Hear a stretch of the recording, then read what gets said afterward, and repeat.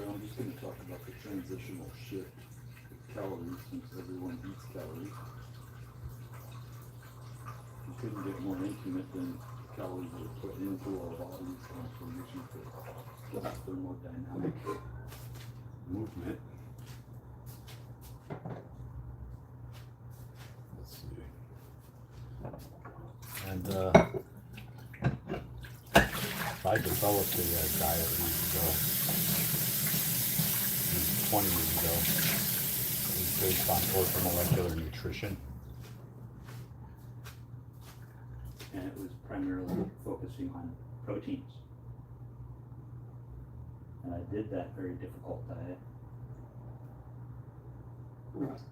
Very difficult diet where All you're doing is essentially taking in protein powder. Trying to get the water just right because I can't trust the water to boil the water that's from the sink. And you need to think about the same thing. You know? So when you boil your pasta, you need to take into consideration that what's really happening is you're rehydrating a dried food. And you need to figure how much rehydration is required for a particular amount. I'm pretty good at guessing this, so I'm going to say I'm about a cup short, but I was about a cup or so over on a base water.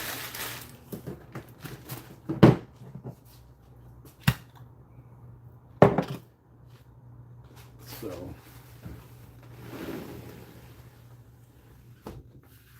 I've been going through hypertrophy.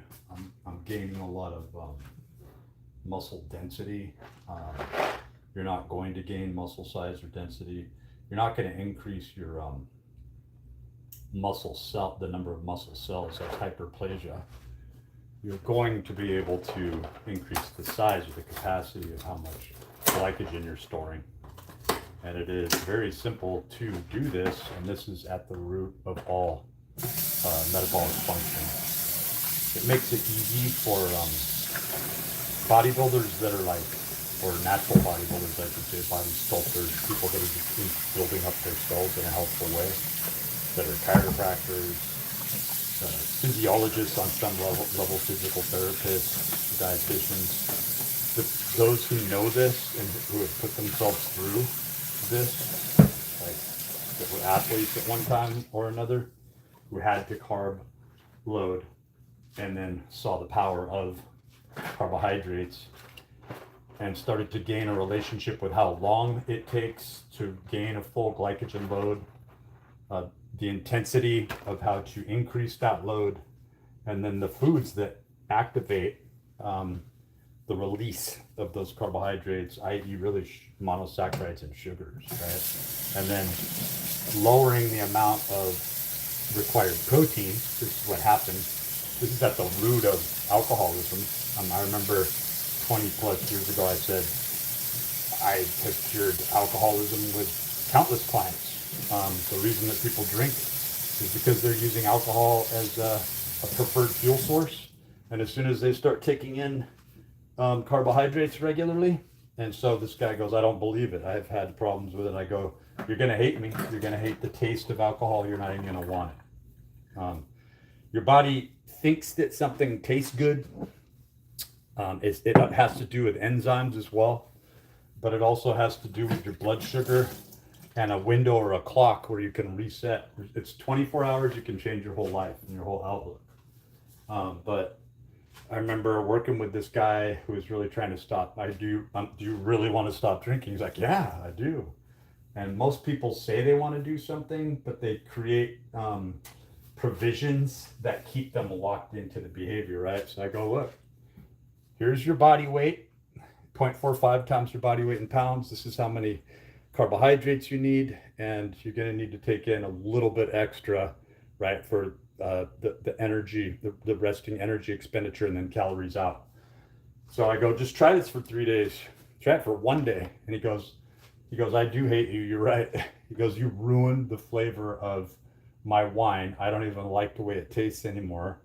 And I'm kind of like, wow, it just dawned on him that he was creating the entire, it became a lifestyle. the psychology and the denial became a lifestyle. So if you really wanted to stop, the root is carbohydrates. The root is energy, where your body gets the energy from, how it's going to. So alcohol dehydrogenase is produced.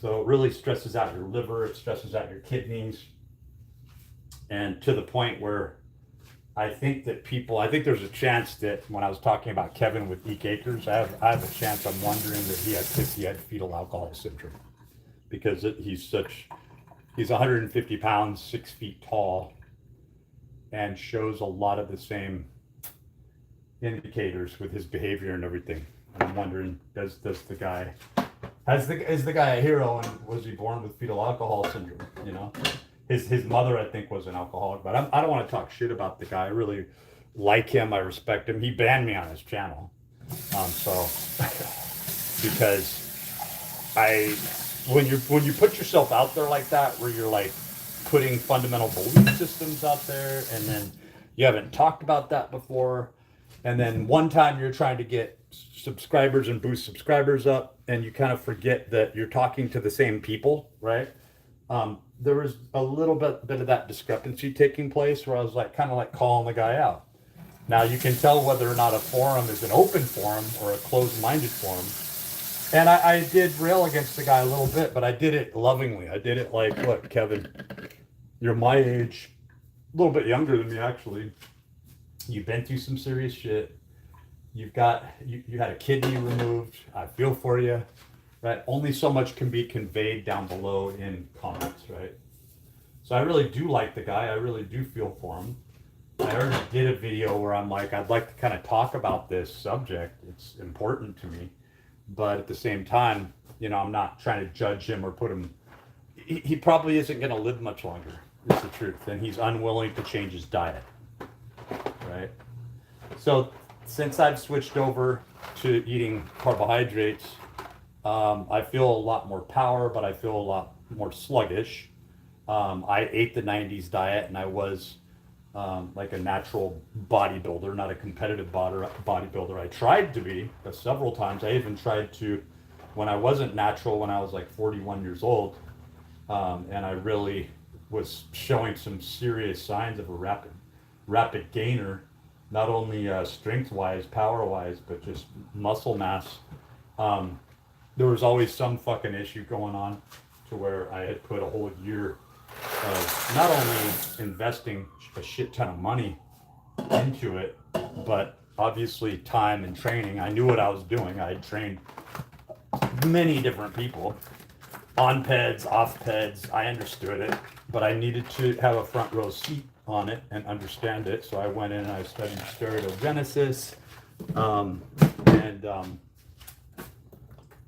I don't like it, but I did it. I did a lot of it, and I did it on and off for years, and but not that many years. I had been a natural I was more of a strength and conditioning coach, for lack of a better. I'm a CES right now, corrective exercise specialist, a PES, performance enhancement specialist. I've had those certifications for many years. I've been a certified personal trainer for 24 years now. And I've been training people for like 30 years. I just pretty much got back into shape, and I'm just getting into shape right now. And what I'm doing this video on is just the ramping up toward glycolysis using carbohydrates to fuel your workouts. It takes several meals for me to get to the place where I'm like, okay, now I feel like working out, right? And then the bigger you get, like I'm only 197 pounds, right? 195 pounds, but I've been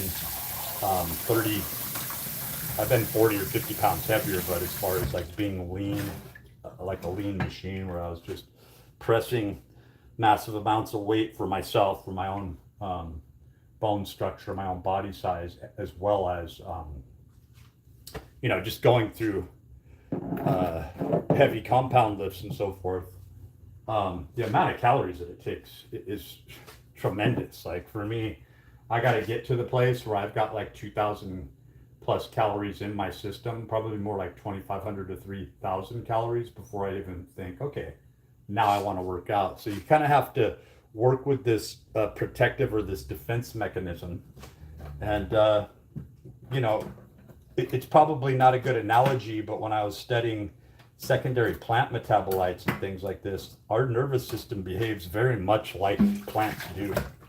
Um, like our glandular system is kind of soothing. It works through this loop, right? Like pain works on a closed loop. So it doesn't ever have to reach your brain to go through this amplification. So when you start to understand that and you can work beyond pain mechanisms, right? It gets into some scary territory because there's a masochistic aspect that you see in people's personalities and personas. So that seems like it's pretty good. I'm gonna have to add a little more water into that. Again, I'm trying to use fresh water and taking into account that the pasta is dehydrated, I'm rehydrating it, right? So I'm not just merely boiling it in water, right? And this is a new way of thinking where you cannot just take sink water now. You need to understand this if you're one of those people who's just kind of old school and does tend to take sink water to rehydrate the pasta, is that you don't want to waste water because it's expensive, right? And if you're like, oh, I have a charcoal filter in my, you trust the tap water? Come on, man. Even more so, you can't even trust the water that you're buying. Right? My son buys water here from a similar source, right? Where he just goes over to big Costco or Target and takes a 5-pound container once a week. And then I buy like 50% of my water I just buy from like Walmart, and I'll try to drink a 1-gallon container a day. But I'm finding myself after coming off carnivore, I can't go on and off carnivore. I just can't afford it right now. It is a great way to stay lean and keep putting on a good quality muscle mass.